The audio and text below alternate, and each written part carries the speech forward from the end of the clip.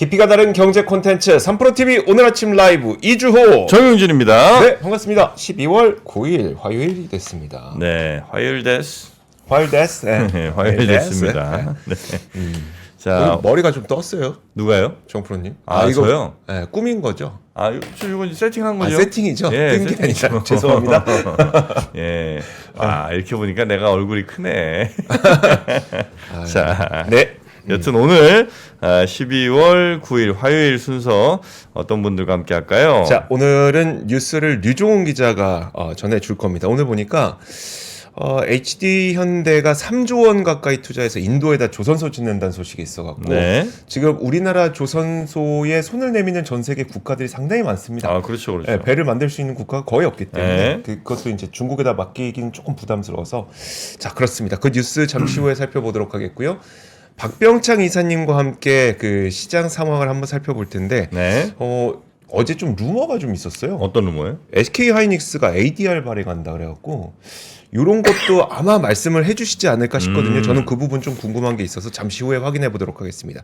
자 그리고 매주 화요일마다 함께하는 빈센트와 함께하는 두인 나우도 예정이 되어 있으니까 네. 많은 시청 부탁드리도록 하겠습니다. 네. 자, 그럼 먼저 류종훈 기자와 함께 오늘 뉴스 네. 한번 가보도록 하겠습니다. 어서 오십시오. 어서 오세요. 안녕하십니까 네. 류종원입니다. 반갑습니다. 정프로님 머리 오늘 멋있네요.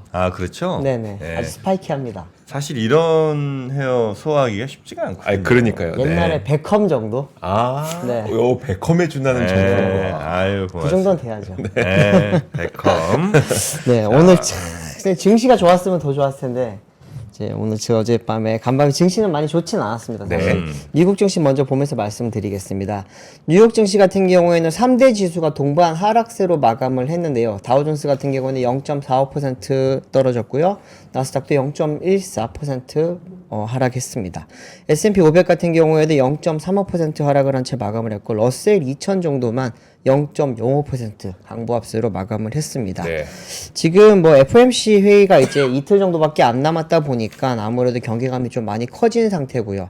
또 ECB에서 금리 인상 가능성이 언급되면서 주요국의 이제 국채 금리가 좀 민감하게 반응했던 것도 경계심을 자극했던 걸로 지금 이야기가 나오고 있습니다. 업종별로 보시면은 기술주를 제외한 대부분의 업종들이 다 하락을 했다라고 보시면 되고 빨갛죠. 네, 그렇습니다. 마이크로소프트, 엔비디아, 브로드컴 몇몇 기업들은 뭐 올랐지만 보시면 애플도 빠졌고요. 네. 아마존도 빠졌고 이제 테슬라와 구글이 좀 세게 많이 지금 빛이 나고 있습니다. 테슬라 마이너스 3.45%, 구글 마이너스 2.61%인데 최근에 구글 같은 경우는 좀 좋았는데 좀 이번에는 좋지 않은 모습을 보여주고 있고요. 테슬라 같은 경우에는 모건 스탠리에서 투자 의견 하향 조정했던 게 좀 영향이 컸다라고 이야기들을 합니다. 네.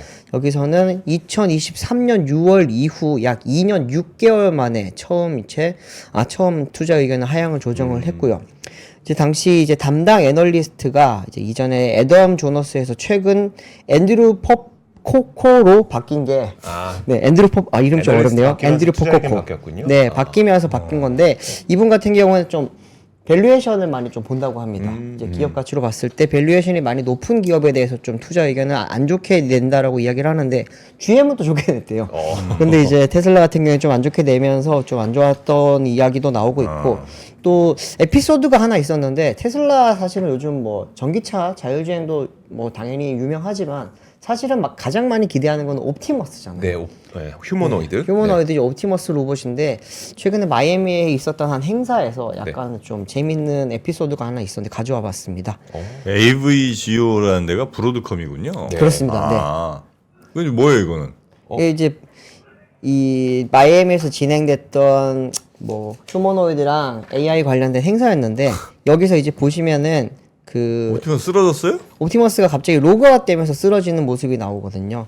이 직전까지 어떤 이야기가 있었냐면 여기 지금 물병 있잖아요. 네. 사람들한테 건네주고 이야기하면 이제 막 반응해주고 이렇게 되게 재밌는 모습으로 보여주다가 갑자기 뭔가 로그아웃 되는 느낌이 들면서 지금 보시면 뭔가 머리에서 뒤집어 쓴 걸 벗는 느낌이잖아요. 네네. 그러면서 이게 아무래도 AI 헤드셋을 벗으면서 이제 이상이 발생이 되면서 AI 헤드셋을 벗었고 누가 그러면서 AI 헤드셋을 이게 원격 조정이 있었다라고 하는 지금 이야기가 있습니다. 네. 사실 지금 테슬라뿐만 뿐만이 아니라 많은 지금 로봇 기업들이 시연하는 장소에 가면은 원격 조정을 많이 하거든요. 네. 그때 이제 뭐 컨트롤러를 한다든지 아니면은 이렇게 우리가 영화에서 봤던 여기 손에 기어를 끼고 얼굴엔 헤드셋을 끼고 이제 통신망을 딱 접속을 해서 움직이는 대로 로봇이 움직이는 그런 지금 요즘 뭐 많은 원격 조정이 이루어지고 있는데 이거 역시도 그것 때문이 아니냐라고 하는 그런 이야기들이 나오는데 뭐 재밌는 에피소드로 보시면 될 것 같습니다. 이거는 지금 이제 네. 그저께 밤에 네. 있었던 이야기고 어제 이제 미국 전역에 좀 많이 알려진 상황이라고 합니다. 술 꽐라대 갖고 쓰러지는 거랑 좀 비슷한 것 같은데 약간 좀 느낌이 아, 네. 저는 약간 과로한 느낌이었어요. 이게 보는 사람마다 느낌은 다 다르네요. 그렇죠, 그렇죠. 지금 원격 조정 아니냐는 이야기가 가장 좀 이렇게 많이 화두가 되고 있는 거고. 바로 지난주에 근데 네. 또 공개했었던 테슬라 옵티머스의 뛰어다니는 모습. 네. 뛰어다니는 그것도 모습 유명했죠. 보시면 거의 사람 같아요. 네. 맞아요, 맞아요. 그래요? 그거 어마어마했죠. 우리가 이렇게 뛸 때 보면은 관절이랑 이런데 충격이 가해졌다가 반동해서 튀어오르는 그런 네. 느낌 있잖아요. 그런 게 이제 사람처럼 움직이면서 테슬라 옵티머스 봇의 그 액추에이터랑 모터가 굉장히 기술력이 다른 곳보다 높다라고 네. 하는 그런 이야기가 있었거든요. 그런데 이제 한 며칠 만에 또 이런 반전의 또 모습이 보이다 보니까 네. 시장에서는 뭐 이 부분은 크게 반영한 것 같지는 않습니다. 네, 알겠습니다. 다음 뉴스는 이제 본격적인 뉴스로 넘어가면은 네. 최근에 저희가 이제 가장 민감하게 받아들이는 부분은 사실 환율일 겁니다. 네. 원달러 환율이 워낙 많이 오르다 보니까 이게 결국에는 내년 시장에도 많이 영향을 미칠 거다 이런 이야기들이 많이 나오는데 일각에서는 FOMC에서 아마 금리 인하가 나오면 네. 달러 약세가 올 거고 그러면 원달러 환율이 조금은 회복되지 않겠냐라고 하는 의견이 많았잖아요. 근데 또 반대로 보면은 최근에 이제 국내 시장 자체가 조금은 흔들리면서 물론 뭐 4천선을 지금 왔다 갔다 하고 있는 상황이긴 하지만 외국인 자금들이 많이 이탈을 하게 되면은 여전히 FOMC의 그런 뭐 달러 약세 효과가 크지 않지 않겠냐라고 하는 네. 그런 불안들이 조금 많이 혼조돼 있는 상태라고 보시면 될 것 같습니다. 한번 원달러 환율 보면서 말씀을 드려볼게요. 1년치를 한번 가져와 봤는데 아직 연내 최고점은 아닙니다. 네. 연내 최고점 같은 경우에는 지난 4월에 있었던 1486.5원이었고요. 최근에 많이 올랐는데 뭐 1470원, 80원 왔다 갔다 했지만 어제 같은 경우에는 이제 전장 대비 1.9원 내린 1466.9원의 거래를 마치기는 했습니다. 어쨌거나 지금 최근 12월 들어서는 이제 FOMC에서 아무래도 금리 인하에 대한 네. 기대감이 좀 많이 커지고 있잖아요. 그러다 보니까 약간은 잡히는 모습이긴 한데 이게 또 막상 확정이 됐을 때 네. 금리 인하가 확정이 됐을 때 또 어떻게 또 튈지에 대해서는 많이 불안해하고 있다고 합니다. 금융권에서는 지금 이야기하기로는 연준이 0.25% 25bp를 내릴 확률이 지금 87.2%로 지금 집계를 하고 있는 상황이다 보니까 아무래도 이제 FOMC 이후에는 조금 안정세로 찾지 않겠냐라고 하는 그런 의견들이 많긴 합니다. 실제로 FOMC 이제 금리 결정은 한국 시간으로는 11일 새벽 3시쯤입니다. 네. 거의 이제 딱 이틀 정도 남은 상황인데 이렇게 되면서 이제 만약 FOMC에서 내리고도 원달러 환율이 제대로 자리를 못 잡게 될 경우에는 국내에 미치는 영향이 좀 많이 크지 않겠냐라고 하는 이야기들이 나오고 있습니다. 최근 한국은행에서 사실 서학개미들을 좀 약간 이야기를 하면서 언급하면서 뭐 어떤 곳에는 겨냥했다고는 하지만 사실을 보면은 그 전체적인 기자간담회 내용을 보면은 약간 언급 정도예요. 네네. 언급을 했는데 그 이후에 굉장히 많이들 화가 나셨더라고요. 그렇죠. 근데 사실은 더 큰 이유는 지금 서학개미 쪽보다는 기업들이 돈을 많이 환전을 하지 않고 있다는 네. 부분이 사실 좀 더 큽니다. 기업들이 최근에 많이 벌어들인 돈을 환전을 해서 국내에 이제 달러화 입금이 돼야지 사실은 달러 원달러 환율 안정세에 조금 도움을 주는데 네. 아시겠지만 지금 미국에 투자를 해야 되는 부분이 굉장히 많습니다. 우리가 지금 트럼프 대통령이랑 약속을 했던 부분도 있고 우리가 알고 있는 부분을 하더라도 삼성전자, SK하이닉스, 현대차, 현대제철 이런 부분들이 지금 미국에 다시 재투자가 들어가야 되다 보니까 환전을 하지 않고 있거든요, 실제로도. 저도 이제 몇몇 기업들을 최근에 만나보니까 진짜 환전하지 않냐라고 네. 하니까 진짜 환전을 하지 못하고 있다고 합니다.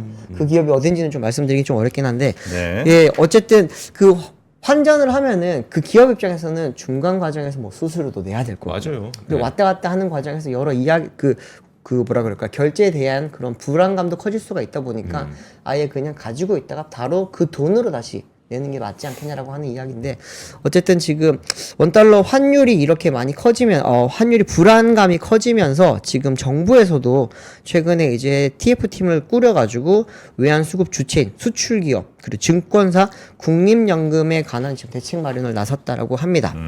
어쨌든 지금 이 부분이 결국에는 기재부 쪽에서는 이제 국제금융국 외화 자금가를 중심으로 좀 많이 준비를 하고 있다라고 네. 하는데요.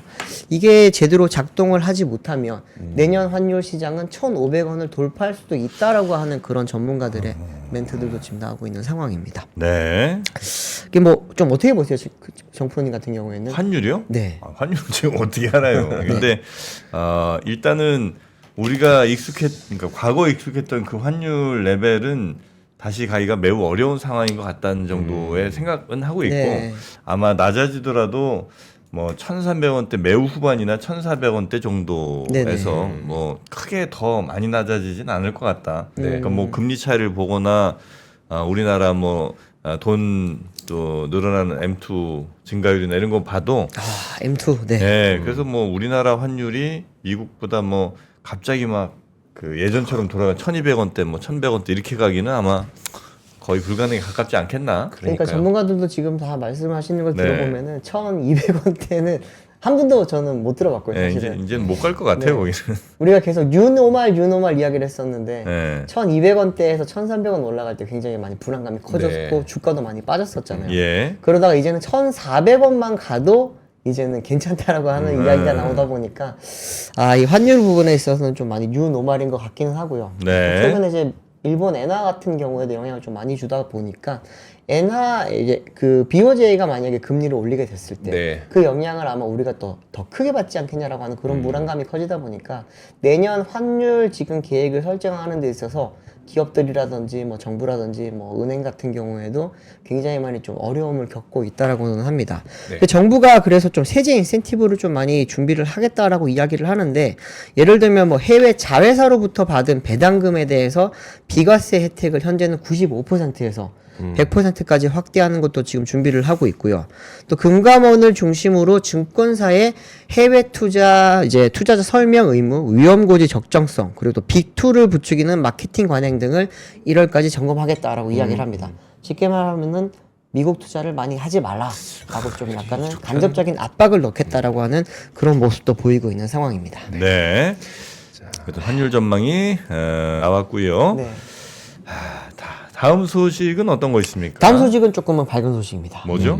다음 소식은 이쪽에도 잘 아는 부분인데 HD 현대가 네. 이제 우리가 미국의 마스가 프로젝트를 통해서 K조선이 많이 넘어가지 않았습니까? 네. 근데 이게 인도로 이번에는 시장을 확대하겠다라고 하는 그런 소식이 들어왔습니다.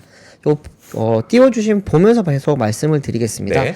이번에 이제 인도 정부에서 약 20억 달러를 들여서 2047년까지 세계 5위 조선 강국을 만들기 위한 신규 조선소 건립을 시작을 합니다. 거기에는 이제 현재 타밀나두, 구자라트, 안드라프레데시, 마하라슈트라, 오디샤 이렇게 네. 5개 주정부가 지금 뛰어들었고요. 네. 여기에 이제 HD 현대 같은 경우에는 타밀나두주라고 하는 주정부와 함께 원팀을 꾸렸다고 합니다. 좀 띄워주십시오. 네. 보시면은 이제 업계에서는 이제 선박건조 기술이라든지 뭐 조선소 운영 노하우 등을 감안을 했을 때 HD 현대가 낙점받을 가능성이 가장 크다라고 이야기를 하고 있고요.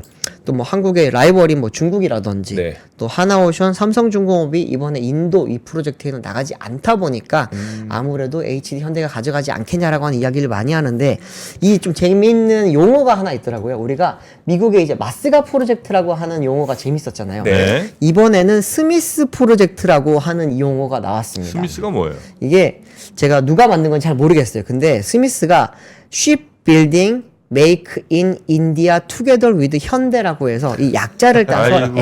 SMITH입니다. 열심히 노력했네요. 네, 여기 보시면 스미스 프로젝트라고 나와 있잖아요. 이게 만약에 잘 이루어지게 되면은 이제 우리가 뭐 20억 달러, 3조를 지금 따낸 건 아니에요. 따낸 건 아닌데 이거를 따내기 위해서 이번에 타밀나두주랑 같이 한 팀을 꾸렸고 어쨌든 경쟁력으로 보니까 지금 현재로서는 HD 현대가 가장 지금 확률이 높지 않겠냐라고 하는 그런 이야기들을 합니다. HD 현대 쪽에서는 뭐 시장성이 밝은 인도그룹을 이제 신성장 동력으로 키울 계획이다 이렇게 이야기를 하는데 여기에는 아까 잠깐 말씀드렸지만 인도 정부 자체가 굉장히 네. 좀 의지를 많이 가지고 있습니다. 2030년까지는 이제 조선 10대 강국으로 그리고 네. 2047년까지는 5대 강국으로 지금 올라가겠다라고 이야기를 한 거거든요. 아시겠지만 인도는 인구가 이제 중국을 넘어섰죠. 네. 그러다 보니까 풍부한 어떻게 보면 인적 자원이 있습니다. 아시겠지만 이 쉽빌딩을 할 때는 굉장히 많은 사람이 필요하잖아요. 이조 기자도 최근 HD 현대 다녀왔지만 네. 아시겠지만 이 그 용접이라든지 많은 사람들이 필요한데 여기에 로봇 기술을 많이 들이대고 있고 네. 뭐 여러 지금 신기술 가져가는 게 결국에는 외국인 노동자만 수급을 해서 우리가 언제까지 버틸 수 없다 보니까 나중에 이게 인적 자원이 부족할 때도 이걸 잘 만들기 위한 그런 의도도 있잖아요. 네. 근데 인도 같은 경우는 여전히 굉장히 좀 인건비도 싸고 또 많은 그런 인적 자원이 있다 보니까 아무래도 인도 정부에서는 새로운 신성장 동력으로 이런 조선을 좀 많이 추진을 하고 있고 우리나라 입장에서는 이번에 HD 현대가 만약에 네. 이 3조짜리 프로젝트를 가져오게 되면은 아마 하나오션이라든지 삼성중공업이라든지 이런 회사들도 많이 좀 들어갈 수 있지 않을까라고 지금 많이 보고 있는 상황이겠죠. 근데 이게 우리한테 반가운 소식은 맞는 거예요? 이게 이제 점점 인도나 다른 곳으로 우리의 조선업이 떠난다는 건 아닌가? 떠난다라기보다는 확장이라고 볼 수 있겠죠. 그러니까 배 수요라는 게 갑자기 뭐 10년 후에 2배, 3배 이렇게 되지는 않을 거 아니에요? 네. 그러니까 우리 조선소 뭐 국내 뭐 몇몇 조선소들이 열심히 이제 수주 잘 받아갖고 지금까지 분위기 좋았는데 네. 인도의 조선소 이렇게 대형으로 뭐 2개, 3개 이렇게 늘어나면 결국 어느 정도 한정된 수요에서 공급만 늘어나는 거 아닌가 싶은 생각이 들어서 이거 괜찮나? 그건 좀 미래 일이라 잘 모르겠어요. 아마 물동량이 늘지 않으면은 그렇게 말씀을 하시는 게 맞을 수도 있겠죠. 이렇게 하나의 캡이 씌워져 있고 그 안에서 마켓 쉐어를 서로 다투는 상황이라면 그럴 수 있는데 네. 인도 같은 경우에는 아시겠지만 최근에 이제 산업이 굉장히 많이 발달하고 있고 예. 미국 같은 경우에는 아세안 시장에 하나의 지금 뭐라 그럴까 공장 허브처럼 지금 만들려고 준비를 하고 있거든요.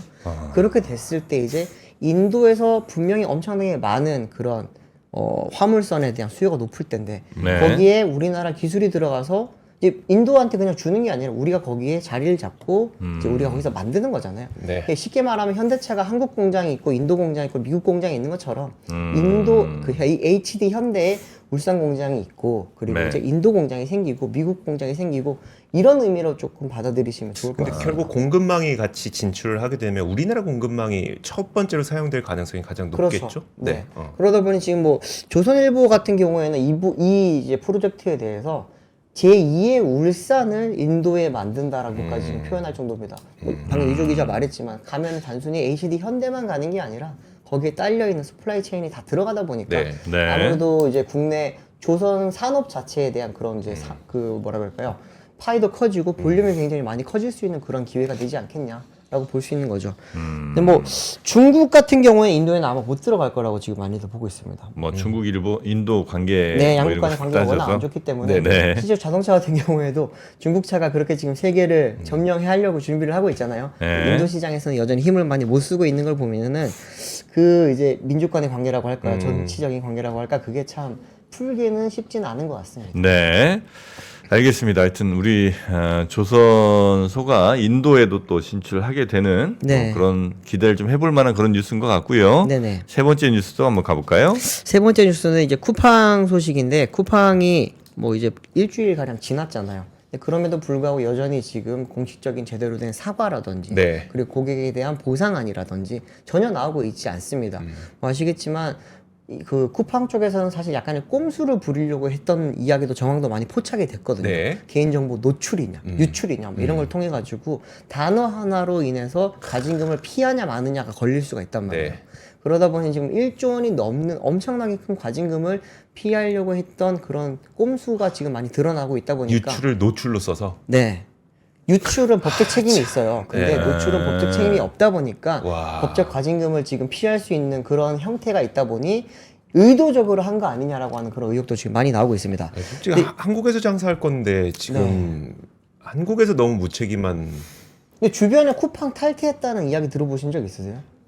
뭐 탈퇴한다는 댓글은 많이 봤는데 네. 실제로 한 분들은 못 봤어요. 저도 사실 쿠팡을 지금 그 유료 고객 그걸 쓰고 있거든요. 네네. 근데 와우 회원을 쓴 지 지금 저도 지금 몇 년이 지났는데 이거를 내일 당장 끊을까라고 생각을 했을 때 대체제를 찾기가 생각보다 쉽지가 않아요. 맞아요. 많은 사람들이 뭐 네이버라든지 아니면은 마켓컬리 이야기를 많이 하시는데 네. 마켓컬리는 식음료라든지 신선식품에 맞아요.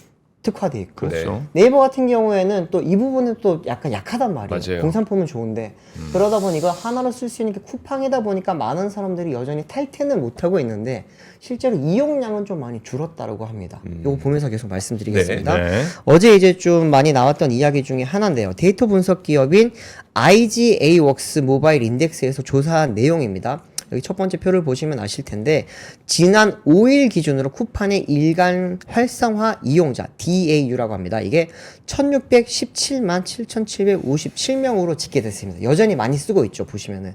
그지만 이제 지난 1일입니다. 12월 1일 같은 경우에는 사태 직전이죠. 이때는 1798만 8845명이 사용했던 것과 비교를 하면은 약 5일 만에 181만 명 넘게 지금 이용자가 급감을 한 상황이라고 합니다. 이건 이제 유출이 처음 알려졌던 지난달 29일보다도 좀 더 많이 떨어졌습니다. 이때는 1625만 명이었거든요. 근데 탈출하기가 되게 어렵다면서요. 뭐 6단계, 7단계 뭐 이런 얘기 있던데. 네, 7, 8단계까지 가야 된다고 합니다. 예, 뭐 해고 뭐 이해했어요. 뭐 동의합니다. 뭐 이런 거를 엄청 많이 해야 되는 모양이더라고요. 네, 그렇죠. 저희가 이제 통신사 같은 경우에도 탈퇴하려고 전화를 하면은 갑자기 이제 여기저기 막 상담원 네. 연결을 시키고 이어 하잖아요. 그런 것처럼 쿠팡 같은 경우에도 지금 굉장히 좀 탈퇴가 많이 힘든 상황인데도 불구하고 많은 사람들이 지금 탈퇴를 하고 싶어 하고 있다고 하고요.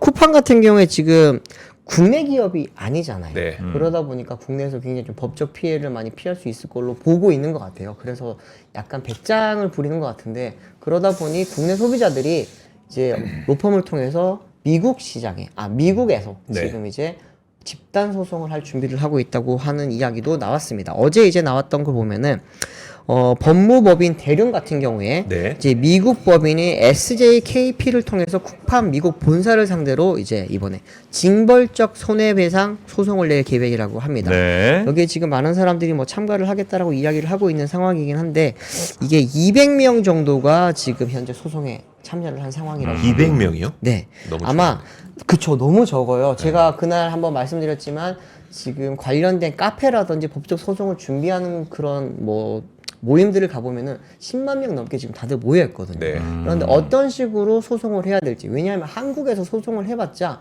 아시겠지만 지난번 SKT처럼 10만 원 받고 땡이에요. 네. 근데 그런 부분이 아니라 미국에서는 징벌적 손해배상이라고 하는 게 있습니다. 말 그대로 잘못을 졌을 때 과징금이라든지 이런 걸 다 제외하고 네. 실질적으로 소비자가 피해를 입힌 부분에 대해서 물질적 그리고 정신적 손해배상을 제대로 해줄 수 있는 그런 배상 체계가 있단 말이에요. 네. 그거를 활용해서 이번에 미국 법인에다가 손해배상을 지금 걸 준비를 하고 있고 아마 이제 시작한 지 얼마 안 되다 보니까 200명 정도라고 하는데 최근에 이제 보도가 되기 시작을 했으니까 많은 사람들이 참여를 하지 않을까 싶습니다.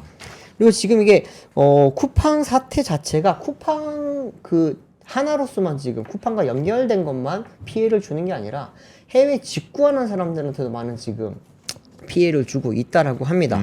어떤 거냐면은 최근에 통관번호가 털렸다고 네. 했잖아요. 네. 그러다 보니까 사람들이 불안해서 통관번호를 삭제를 한다거나 바꾸는 사람들이 많아요. 그러면은 관세청에서 받았던 거를 이거를 다시 물류센터로 넘기고 네. 물류에서 다시 작업을 해서 고객한테 넘어가야 되는데 이 통관번호가 없는 통관번호인 거예요. 그러다 보니까 중간에 사라졌군요. 그렇죠. 물류가 넘어가는데 이제 며칠씩 시간이 더 걸리게 됐다라고 합니다. 음. 이 부분은 사실 이게 내가 예를 들어서 제가 삭제를 했어요. 그러면은 나만 이게 늦게 오는 게 아니라 이 작업하는 게 다 늦어지다 보니까 그렇죠. 직구를 했던 모든 사람들이 다 지금 피해를 보고 있는 상황이라고 보시면 될 것 같습니다. 네. 이게 지금 더불어민주당의 이제 정의령 의원실이 이제 관세청으로부터 받은 자료를 한번 보면서 말씀을 드릴게요. 원래 개인 통관 고유 부효 이제 재발급 건수가 평소에는 하루에 200건에서 300건 정도라고 네. 합니다. 그런데 쿠팡 사태 이후에는 이제 11월 30일 하루에만 12만 3,330건이 처리가 됐다라고 하고요.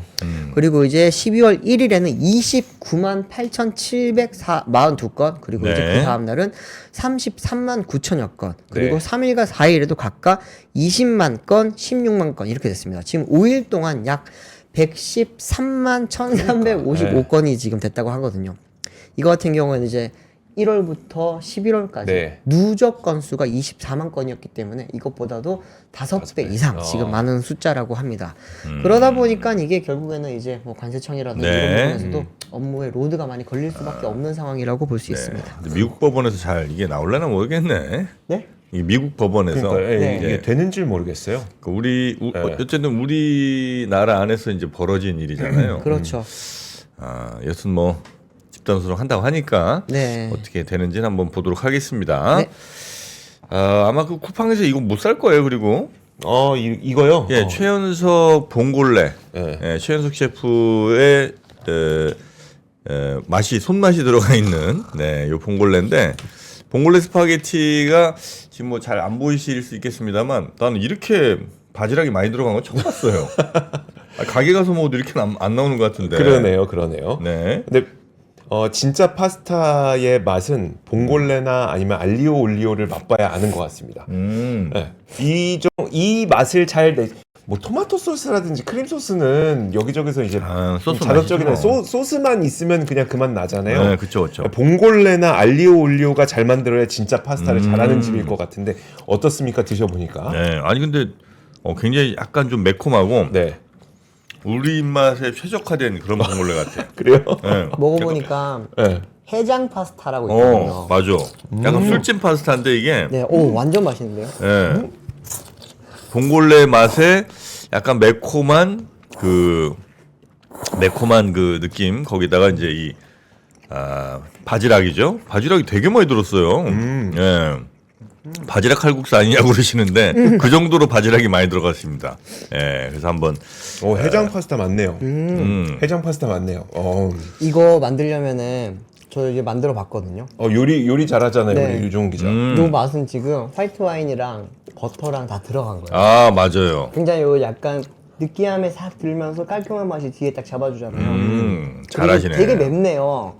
페퍼런치도 되게 많이 들어가 있고 이거 보니까 재료를 아끼지 않았네 진짜. 그래서 요거는 이제 베트남 고추를 같이 드리는데 요거는 그냥 좀 많이 넣고 싶으면 많이 넣어도 되고 아니면 조금만 넣고 싶으면 조금 넣으셔도 되는 거고요. 맛을 조절할 수 있군요. 그렇죠. 왜냐면 이제 밀키트로 가는 게 바지락 그다음에 생면 파스타 생면이죠. 네. 예, 파스타 숙면 그러니까 한번 익힌 거죠. 예, 요거에다가 가공 돼 있는 버터에 이제 올리브 오일 소스에 시즌까지 이렇게 딱 가는데 요거는 맛을 좀 매운 맛은 조절할 수 있고 네. 한 4, 5분 정도면 조리가 충분히 가능합니다. 오. 예, 그래서 딱 집에 오면 그거 이제 약간 해동해놨다가 예, 먼저 바지락 한번 싹 돌리고 그 다음에 면 넣어서 이렇게 딱 끓이면 끝이에요. 이게 그러면은 면은 여기 이 냄비에서 끓여서 그 벽에 던져본 다음에 벽에 붙으면 그때 넣고 이렇게 안 해도 된다는 거죠? 네, 그 옛날 얘기죠. 그 옛날 얘기예요? 네, 요거는 이제 그냥 봉지 뜯어서 돌리기만 하면 저 후라이팬 같은데 한번 익히시면 되는데 굉장히 요건 빨리 파스타를 한번 댁에서 드실 수 있는. 네. 요게 이제 2인분 정도 둘이 드실 수 있는 파스타가 5봉지가 가거든요. 5팩. 오. 네. 5팩이 가는데 가격을 제가 지금 보니까 49,000원입니다. 한 팩당 한 8,000원 꼴이고 네. 한 팩에 2분 드시면 네. 4,000원. 요즘 이 정도 파스타 먹으려면 네. 못해도 아무리 못해도 한 2만 2만 원? 네, 2만 원 그 정도 넘죠. 줘야 되죠. 예, 해야 될 텐데. 하여튼 굉장히 저렴하게 최현석 셰프의 비법을 드실 수 있는 이 요거 파스타. 보니까 그 생각이 드네요. 최근에 이제 크리스마스 되면은 연말 되면 또 홈파티 요즘 많이 하잖아요. 홈파티 맞아요. 할 때 내가 한 척 이렇게 딱 내놓으면은 굉장히 나 요리 잘하는 사람이 될 수도 있을 것 같아요. 네, 그러네. 그거 좋네요. 홈파티 할 때 진짜 좋겠네요. 네, 와. 쓰레기 처리 잘해야 됩니다. 이게 쓰레기 봉지 잘못 버리면 사람들이 다 보고 이제 알지. 네. 자, 여튼 최현석 봉골레 5팩 봉골레 바지락 술찜 파스타입니다. 네, 요 실제로 술찜 파스타, 술찜이 뭐예요? 술찜 왜 그 있잖아요. 그 조기 같은 걸로 바지락 술찜. 바지락 술찜 안 먹어봤어요? 이 조기장 문제네. 네, 바지락 술찜 원래 그 정종 같은 거 네. 먹으면 딱 파는 거 있어요. 아, 거기도 버터 넣으면 맛있어요. 아, 그렇군요. 아, 그걸 네. 술찜이라고 하는구나. 아, 저는 해장 파스타라서 술찜인가. 아니 술찜이라고 있습니다. 아, 술찜이라고 예, 있어요. 술찜 파스타. 자 10인분에 49,000원. 요거 한번 한번 해보시면 시도해보시면 굉장히 좋은 파스타가 될 것 같고요. 네. 그리고 메종 키친에 저희가 얼마 전에 메종 키친에 한번 니트 소개를 해드렸는데 네. 반응이 아주 좋았습니다.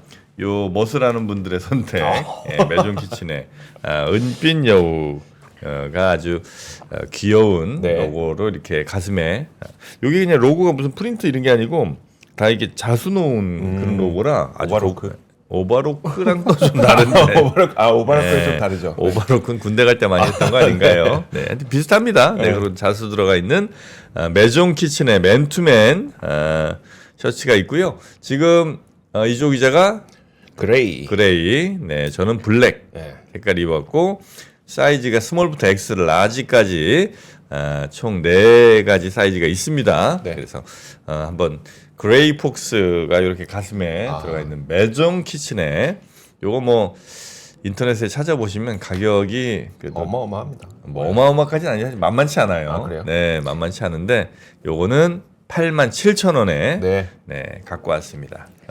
밖에 그 점퍼나 패딩 안에 이렇게 이제 딱 입었다가 점퍼 벗을 때 여우가 앙 하고 이제 등장하는 거지. 네, 좋습니다.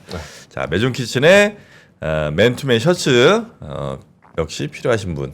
여기 안엔 약간 셔츠 같은 걸 좀 입으면 좋을 것 같은데. 그러니까 저처럼 아무것도 없는 것보다는 지금 정프로님이 입으셨던 것처럼 레이어드를 하는 게 네. 훨씬 더 좀 있어 보이네요. 네, 저는 이제 뭐 마침 터틀넥을 오늘 입고 와서 그냥 위에다가 껴입었는데 네네. 요거보다는 그냥 이 셔츠, 면 셔츠, 셔츠 이런 거 하나 같이 네. 입으시면 아주 멋스럽게 연출하실 수 있겠네요. 자, 그러면 뉴스 요 정도 하고요. 얼른 또 박병창 이사님 모시러 가야 되니까 우리 류종훈 기자 오늘 고생 많으셨고 또 뵙겠습니다. 네, 감사합니다. 고맙습니다. 2026년 준비되셨나요? 새해에는 투자 수익도 삶의 방향도 180도 바꾸고 싶다면 지금이 바로 그 순간입니다. 스타트 2026 위크 1 12월 13일 토요일 최장기 베스트셀러 돈의 속성의 저자이자 스노우폭스 창립자인 김승호 회장이 단 하나의 질문을 던집니다. 어떻게 투자할 것인가? 그리고 그 자리에서 당신의 생각을 뒤흔드는 실전 Q&A가 시작됩니다. 위크 2 12월 21일 일요일 저속노화의 정희원 소장 그리고 3프로TV 구독자가 사랑한 투자 전문가 윤지호 대표와 안유화 원장 여기에 데이터로 세상을 읽는 송기령 작가까지 인생 건강 투자 그리고 한국 사회 2026년을 관통할 모든 이야기가 단 하루에 압축됩니다. 얼리버드 마감 전에 위즈덤 칼리지 2026학년도 입학 등록만 하시면 이 모든 강연에 무료로 참여하실 수 있습니다. 하지만 좌석이 한정돼 있어 등록 순서대로 선착순 마감됩니다. 지금 바로 망설이지 말고 영상 아래 링크에서 확인하세요.